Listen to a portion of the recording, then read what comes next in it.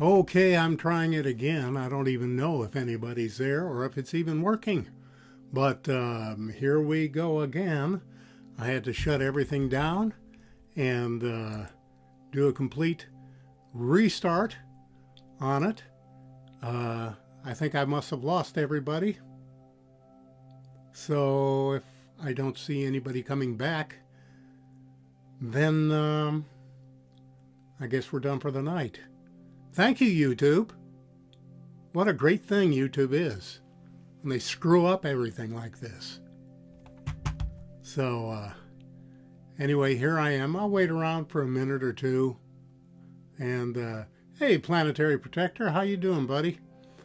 I'm having all kinds of trouble with YouTube and with streaming software tonight. I have no idea why. Nothing's different than it ever has been. But YouTube is like that. And you just don't know from one moment to the next whether these squirrels are going to deliver or not. Hi, Ramona. Thank you for showing up. I appreciate you being here. Well, in any case, we had 3 or 4 people online already, and then everything crashed and burned like we do over here on this YouTube. I need to check out StreamYard and see how to get that to work, because I am absolutely fed up with YouTube and with OBS has been pretty good, really. And when it works fine. But when it decides, hi Ian, we have a proud weirdo first class in the house. Very nice for you to show up, man. Thank you. And in any case, we've had nothing but problems tonight getting the stream going. And I'm going to be checking back and forth here for a little bit. It says our stream is okay. And all I had to do was restart everything 7 times. That's all I had to do. But I lost all our other folks in the process too. And, you know, if I could do it on another platform, I probably would. I don't want to use Facebook. And you know, I spent a lot of time looking at Rumble and Gab and Gitter and Steemit and, MeWe and Odyssey and a bunch of stuff. And none of them are worth it. None of them are worth it. Rumble won't even let me upload a video. I don't know what's happening there. Anyway, as I was saying before things crashed and burned, hi James, glad to have you back. Thanks for hanging in with us, man.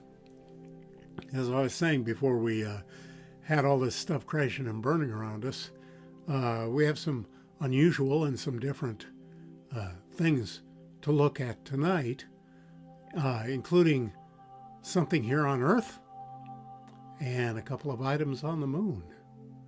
And Alan had mentioned about the doorway that Jean Ward and some other people have pointed out. Low-hanging fruit, man. That was up front, close, easy to find. Everybody's jumping on it like a June bug in a chicken yard. And the fact of the matter is Rami Bar-Ilan was the first one to point it out. And I'll probably do the 3D on it. Maybe next time I do a video. But you got to wait for all the hyenas to quit tearing at the carcass before he can go in there and do some work. You know, everybody's going to be mad at me when I say that Rami is the first one, and I get all kinds of messages from people saying, no, it was me. No, it was me. I could just go, oh, people, this ain't first grade, but whatever. Yeah, and I don't know what to do about that, James, as far as everyone being on the other link. Hopefully they'll find it, or maybe somebody can go over to that link and message them. I have no idea what to do.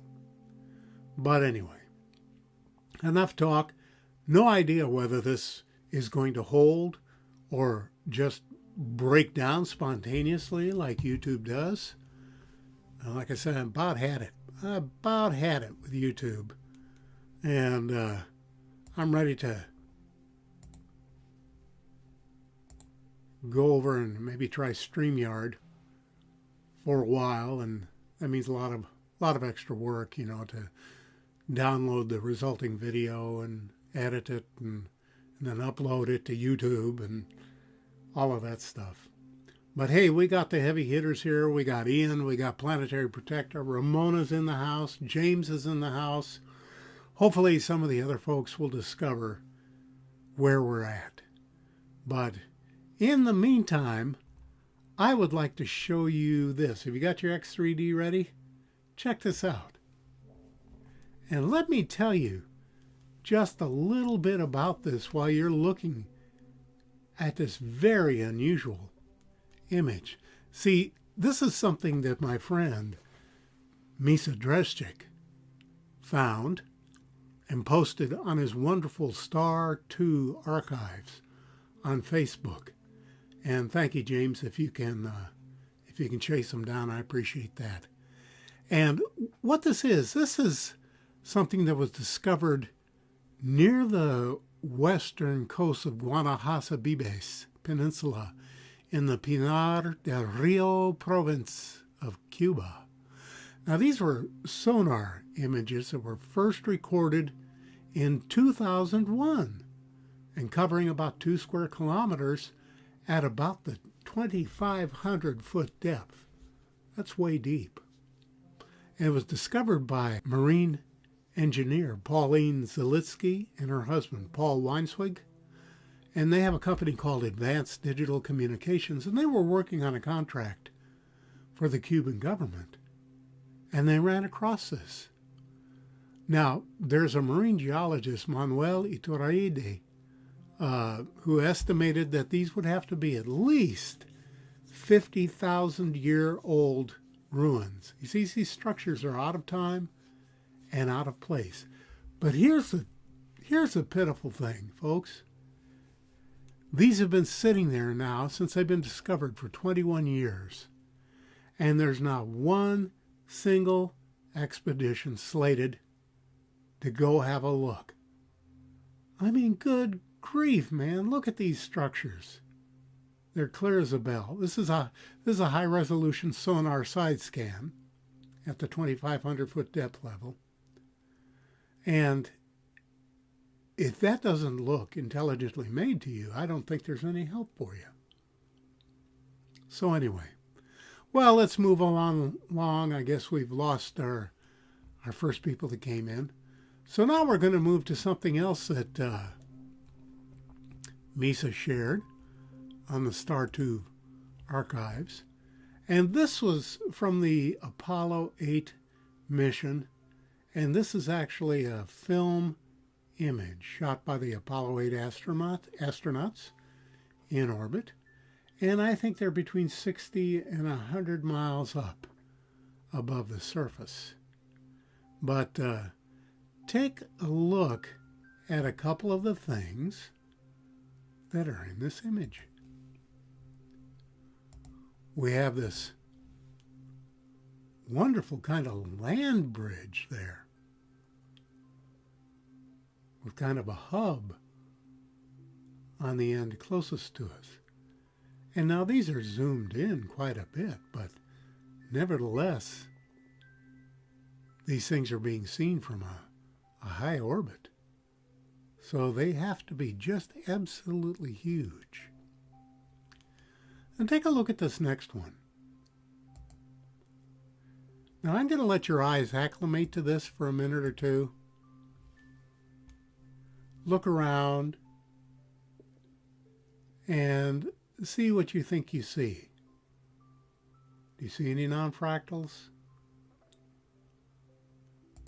Well, how about all of these squares and rectangles and 90-degree angles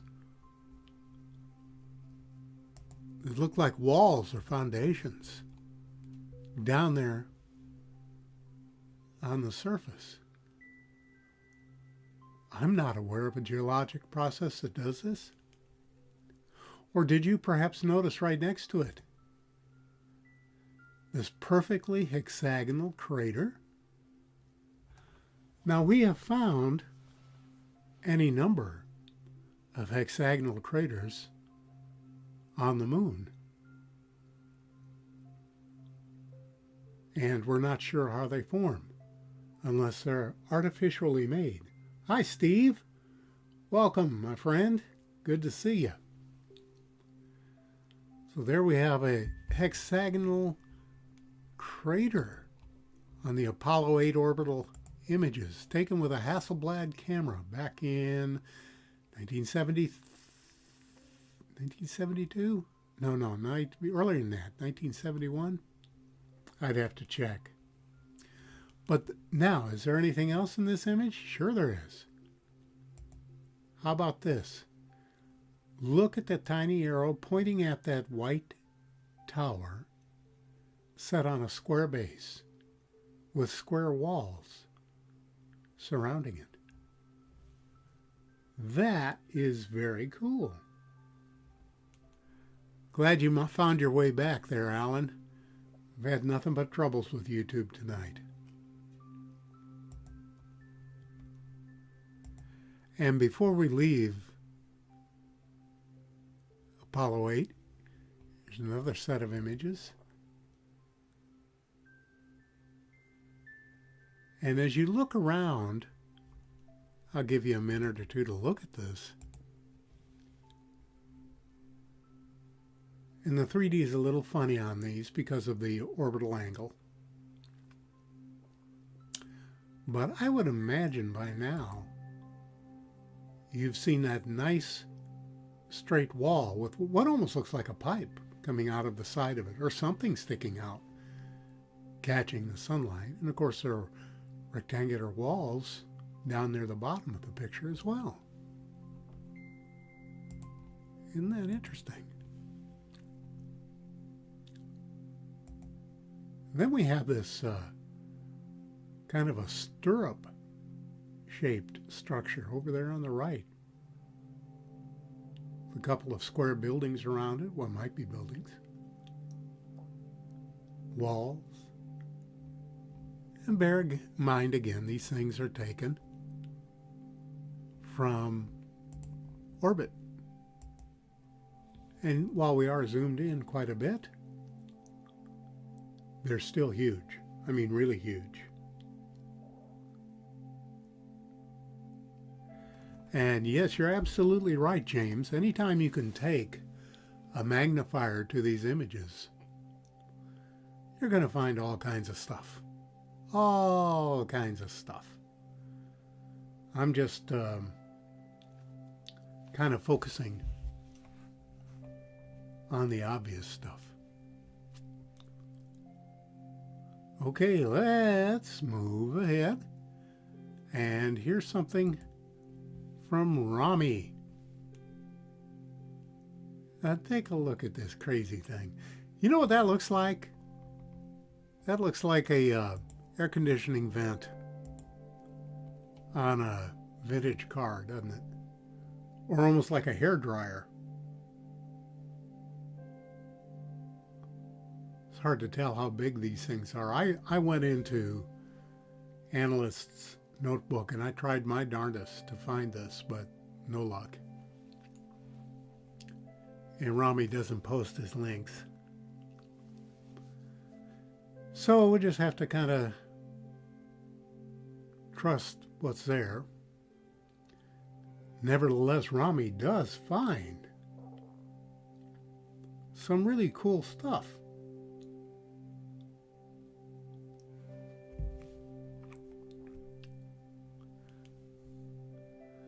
Now here we're coming up on something my colleague Chokri Yaish over at Cosmic Disclosure Mars First shared with us, and this is from Percy.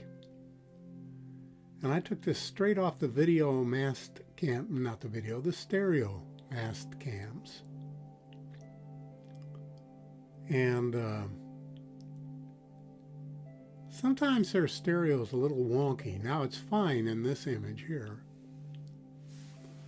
And we're looking at that long object there inside the yellow box. And we're going to move in on it a bit. Chokri seems to think, hi Ricardo, thanks for coming by. Great to see you, man. Appreciate you showing up.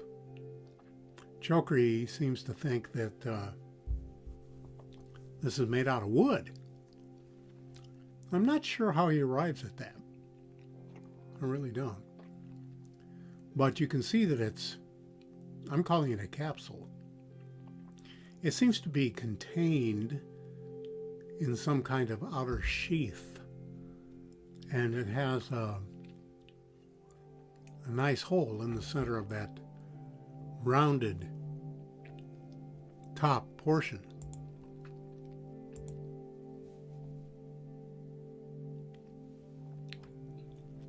So let's move in just a little bit closer. And you see what I mean when I say that Percy's stereo images are a bit wonky. I did everything I could to get this as clear as I could, but the stereo, I don't know about you, it kind of bothers my eyes. Yeah, Ricardo is here, man. You said you'd show up, and by golly, you did.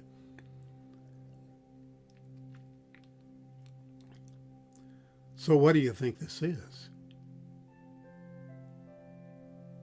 It's got that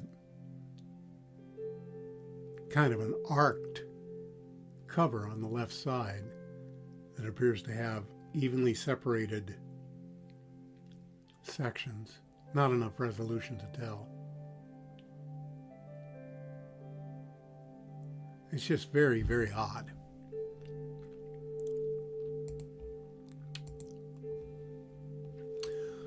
So let's move on. And this is one from Nev.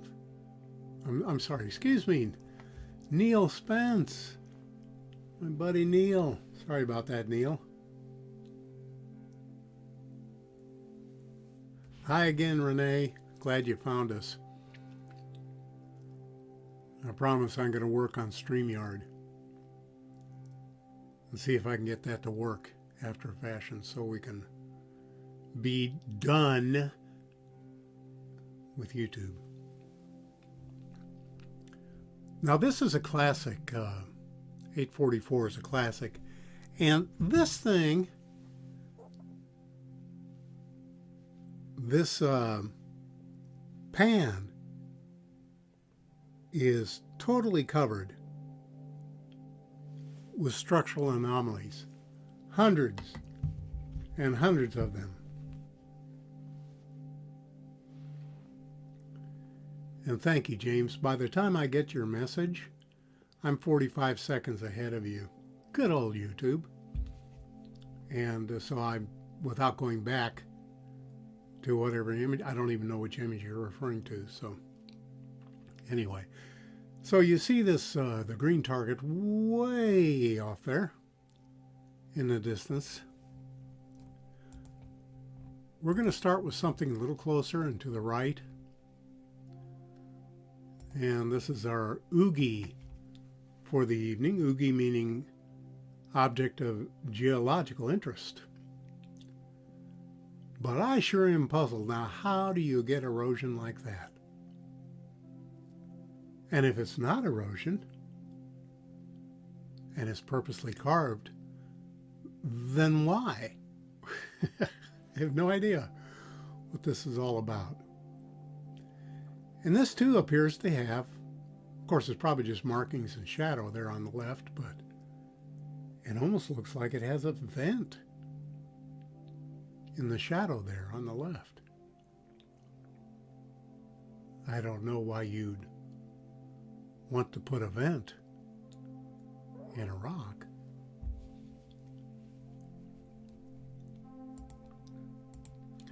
But anyway, here's this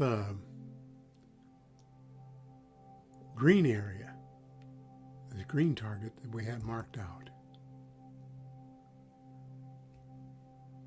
And when I put the video out, when you see this, go click the link.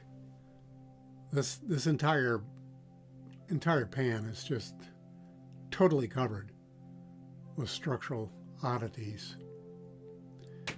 I mean, I see dozens of things that I know for a fact are artifacts, but convincing someone who doesn't have my background that that's what they are, I don't want to spend all that time trying to convince people. And that's why I pick out maybe some of the most obvious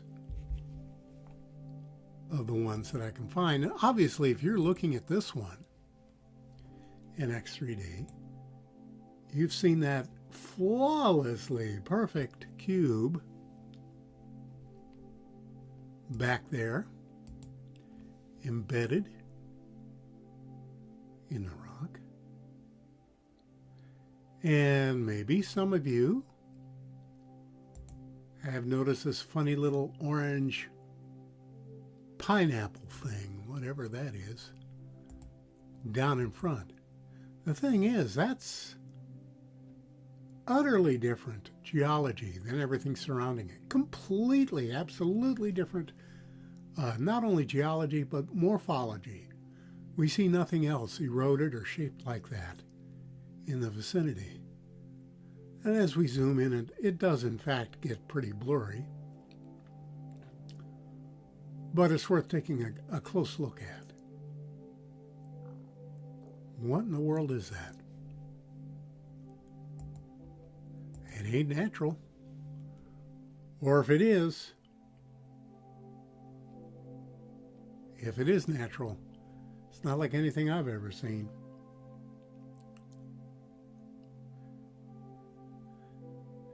Then here's the cube, close up of that. We don't get a whole lot of detail, but isn't it interesting that the piece of rock in front of it is square and has what appears to be a rivet or some kind of circular thing on the corner closest to us.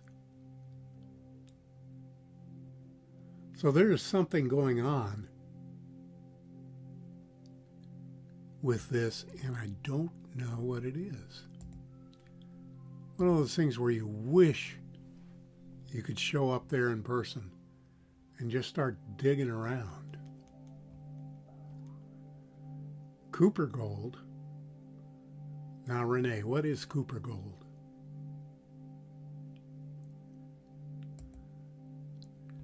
Now we're going to zap over to 3388, one of the more recent curiosity finds. And there it sits near the top of the hill. I think it's probably about 3 feet long. Let's zoom in on it. Now that's weird. That is just weird. So what I want to point out to you guys, first of all, are these two identical spheres on top of whatever this is. Really not very likely that it would erode like that. At least that's what it seems like to me. And then what also grabbed my attention is this rectangular block they're sitting on. And if you look over to the left edge, you'll see two darker circular areas. And again, I have no idea what this is. Maybe it's just a really amazing bit of erosion. Maybe it's a mud fossil.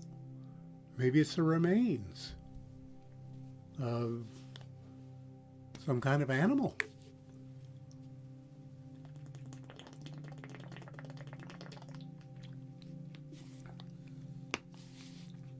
In which case his eyeballs probably aren't working that good.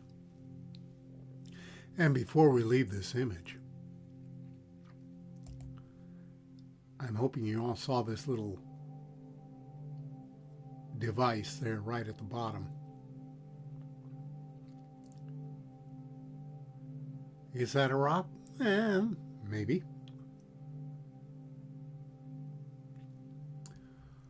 But it's definitely an artifact candidate.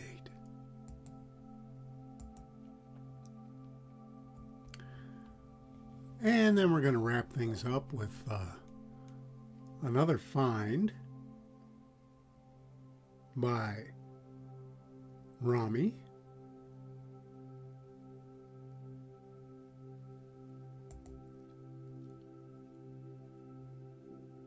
What we're calling a crowbar. And this is one of those curiosity images that are still Bayard. They have that screen door overlay, which is part of the RGB processing prior to them turning it into color. Eventually this will be in color and it'll be higher resolution, pardon me, and Nev or Neil will put up a Giga Macro. And maybe we'll have some more information about it at that time. But you can see it up there in the upper right hand corner. Looks like a couple wieners laid on top of each other.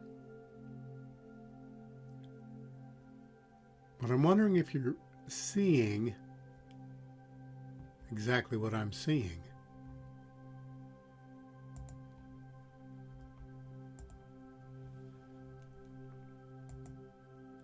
Do you notice this end here? First of all, it's a piece of angle iron. It's bent up at a 90-degree angle from those two wieners.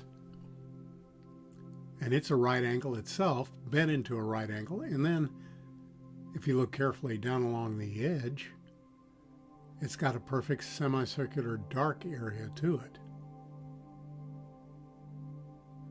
So is that a tool?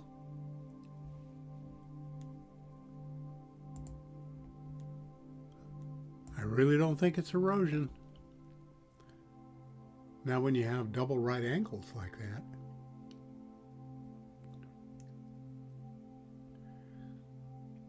we'll finish up, since we're calling this one a crowbar.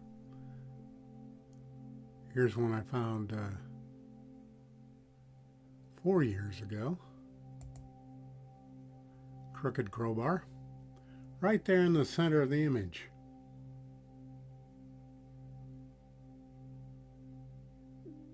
Looks like a crowbar that's been bent.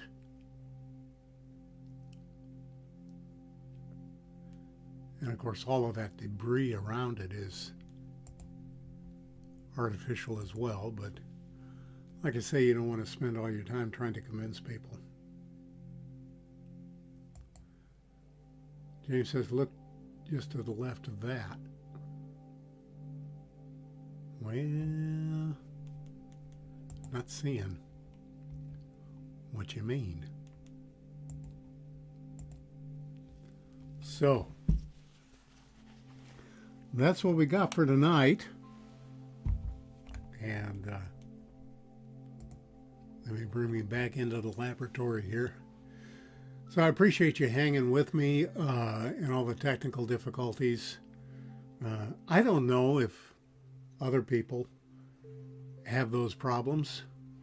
Maybe they do, maybe they don't. I know Chris is a real whiz at this, but he's got like 3 or 4 monitors running.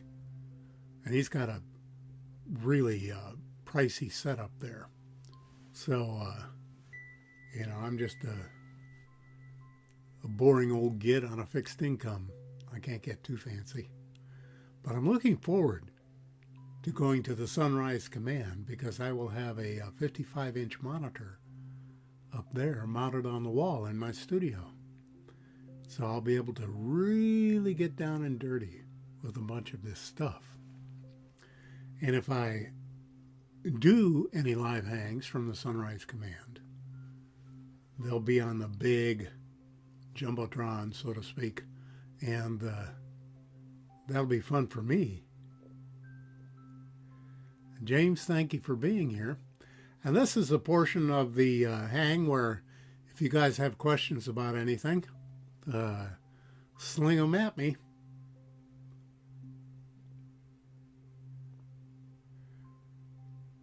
Well, thank you, Renee. I'm not exactly sure what you're referring to. Pro tour work is all. Oh, I see what you, maybe you saw some images of some of my touring on Facebook. I put up some images from China from years ago.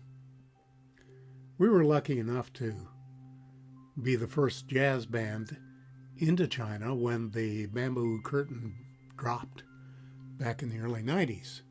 And we did a 40-city tour of mainland China. And of course, the running joke in the band the entire time was we couldn't wait to get back to the United States to have some good Chinese food. Just saying. It was quite an adventure. Would I go back? Nope. But it was a fine adventure. You know, that's nice of you, James. Chris is always so kind with his remarks and very supportive. A good cat. I'm hoping that he and I get invited again to one of these Mars conferences. Apparently he and I aren't big enough or hip enough to be invited to these things. And they get all these people from out in the weeds that don't do anything, but hey, that's their problem. But that one we went to, the 6th annual Mars conference back in 2016, I think it was. Man, we had a blast. We had an absolute blast. Thomas Mikey was there from Airspace TV, Mars Moon Space TV, and Billy Carson, Ken Johnston. It was a ton of fun. We'd eat breakfast and we'd party at night and we'd talk all day at the conferences and just had just a ton of fun. And Chris is a good cat to hang out with. You already know that, but I mean, at the personal level, he's a really great cat to hang out with. And you know, you might be right about that, James. They may be playing around with our live feed. You know, I know that Alan had to pull his channel because all his stuff got, well, I'll let Alan tell you about it. So I'm glad Alan is back, and he's working on After Effects, and he's doing all kinds of work. And of course, he's a past master at Photoshop, so his exposure work is really very nice, about as good as it gets. And let's see, no, you are both. Thank you, James. We're both too good, huh? Well, you know, it's interesting because the other day I had a little bit of frustration because I sold the last copy of my book, and I was thinking, you know, why this thing, all I need for it is to take off and get picked up by a regular publisher. But it's too soon for that. So I'm working on the working title is Dave's Big Book of Anomalies, and I want it to be at least 100 pages of X3D anomalies, and but I'll probably just put it out in a PDF format and make it available really inexpensively for download, so you can view it on your computer or on your phone or whatever works for you. And but I'm gonna price a couple of printers and see what I came up with. I went to Staples the other day. I told them, here's what I want. And they said, oh yeah, we can do that. It only costs you $90 and change per copy. Oh, really? Well, where are the price breaks? Well, we don't really have any price breaks till you get to 100 copies. Well, how much is it then? Well, then it's only $75 a copy. said, okay, you guys are way above my pay grade. Goodbye. But I'm going to check around with some of the local printers, see if somebody can do it. Because, you know, it's nice to have decent hard copy that you can show to people, where they can sit and mess around with the tutorials if they don't know X3D and maybe get it figured out. Let me look at some of these comments. Oh, thank you, James. Ricardo, you take care. And yeah, I need to check out this Discord server and see what that's all about. I have no idea. You know, I just have so little time to do the learning curve on these new things, on software and new locations and new processes. You know, I'm already crunched for time. Let me put that sonar view up again real quick.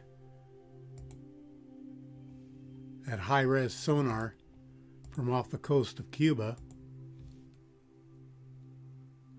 And folks, they've known about this for over 2 decades now, and there has not been one expedition to go see it. Now, if I was an archaeologist, I'd be jumping out of my skin to get a grant, get some kind of funding, get together a consortium, get together some kind of money so we could go and run some ROVs at, you know, this thing is at 2,500 feet depth. That's way down there. And I want to go get pictures and examine all around it. There got to be artifacts down there. And Ricardo's asking, any books left for sale? I have exactly 1 copy left from the first printing, Ricardo. So I'm glad to say I sold out. That was nice. But you know, I just don't want to, I want to get the price down if I can. I mean, I feel like the book itself is information dense. You really get what you pay for. Because the stuff that's in there, I mean, there are 21 jaw-dropping anomalies that really you can't argue with. It's the kind of thing you throw in front of a skeptic and say, hey, learn X3D, look at these, and then tell me they're just stones. Now, obviously, there are going to be bozos out there who put their nose up in the air and say, well, they're just rocks and you're a whack job. The end. I'm a scientist. I don't look at evidence. Okay. And let me see at some of these other comments. And yeah, it's just real frustrating with YouTube. And, you know, one of these days, probably not in my lifetime, but we're going to have boots on the ground on Mars. And it's going to get out. They're not going to be able to hide it because they're going to be sending up teams of scientists and biologists and long-term researchers and families to live on the surface of Mars. And they're not going to be able to avoid stumbling over the various artifacts. The archaeologists will go absolutely crazy up there. And at that point, it's going to become common knowledge that, yeah, there are, in fact, multitudes of evidence that point to vanished civilizations on Mars. And Ricardo, sure, just like I got 1 copy left, and whoever goes to the last video episode number 125, there's a link down below there. You can PayPal me the money and I'll get it right off to you. I'll sign it and everything. But that and a nickel will get you a cup of coffee, right? And let's see. Yeah, that was interesting about the earthquake on Mars. After all this time, NASA telling us it's a dead planet. It doesn't have a magnetosphere. It has no tectonic activity. Really? With the largest volcano in the solar system on its surface, Mons Olympus, over 5 miles high, it makes Mount Everest look like a toy. No activity on Mars. Oh wait, there was an earthquake. So I guess we were wrong. But there's no blue sky. Oh wait, there are blue skies. I guess we were wrong. Whoa, there's no water up there. Oh wait a minute. Yeah, there is water. We were wrong. Never a straight answer. Anyway, well, it looks like we're coming down to the end of it. I'm not seeing any more questions popping up there. And I appreciate you guys hanging out with me and spend a little time. I hope to have the newest episode up this Friday. And Friday the 13th. And it's my birthday, by golly. Friday the 13th. Wouldn't you know? But I'm going to be having fun on my birthday. I'm going to go up to Boston and I'm going to grab all kinds of equipment for my commercial glass studio that I'm building up at the Sunrise Command. So that'll be fun. And I might even eat a piece of pie. Go off my diet. You know. I'm down 115 pounds.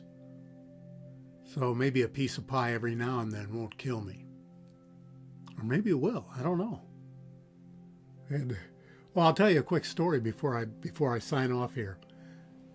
A week ago yesterday, I went in to talk to my doctor about a hearing problem that I have. And she checked my heart. She said, well, there's something funny going on with your heart. I'd like to run an EKG. So she ran an EKG. And she came in with the printout and she said, you need to go to the ER right now. You basically don't have a heartbeat. I said, what do you mean?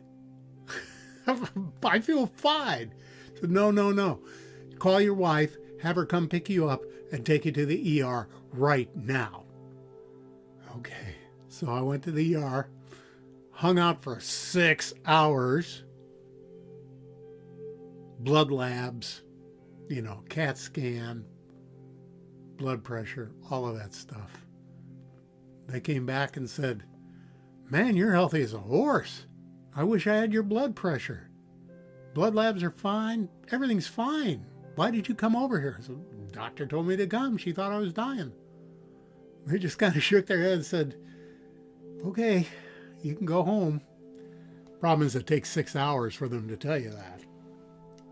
And heaven only knows how much they charge Medicare for a visit like that. Let me just check real quick. You can do voice and video calls direct to other Discord members on Chris's Discord server if you put the app on your phone or tablet or from your laptop.